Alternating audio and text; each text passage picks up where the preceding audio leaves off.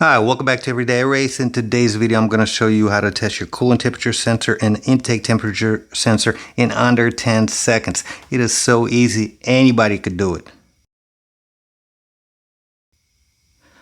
Well, not everybody, but a majority could do it. And it's so easy, you don't have to know where the sensors are located in your car. You don't even have to pop the hood. I mean, it's really easy. You also won't be needing a multimeter because I know a lot of people don't know how to use it. All you need is a smartphone and a Bluetooth OBD2 adapter. That's it. So let's get to it.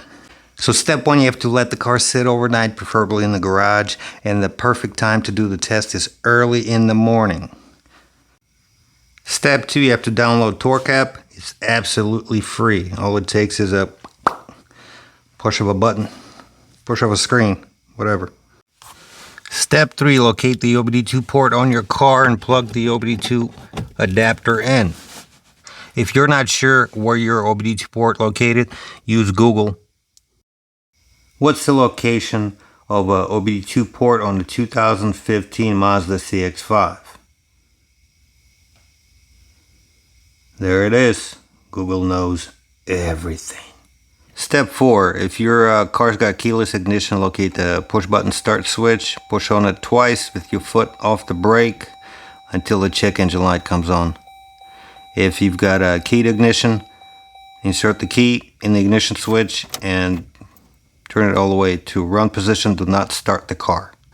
Step five, get your phone out and open up the Torque app. Make sure you pair the phone to the Bluetooth adapter. Next, select real-time information. Next, press and hold on the screen for 2 seconds until item options pops up. Select add display. Next, select the display type. I like the digital display. Next, select the sensor. Find the engine coolant temperature sensor. Select size small and put it right here. Next, press on the screen again, hold for 2 seconds. Hit the display button. Next, we're going to find the intake air temperature sensor. Select small. If those two readings are reading the same number, then both of the sensors are in good working condition. If sensors are reading two different temperatures and the difference is greater than 10 degrees, it's either one of those sensors is bad or going bad, or you didn't let the car cool off completely. So for the next step to find out which sensor is bad, you'll have to find out what the ambient temperature, where the car is parked, and whichever sensor is not reading that temperature, that sensor is faulty. So what do you think of this quick test of coolant temperature and intake temperature sensors? Could you do it? Oh great, she fell asleep. What a lazy bum.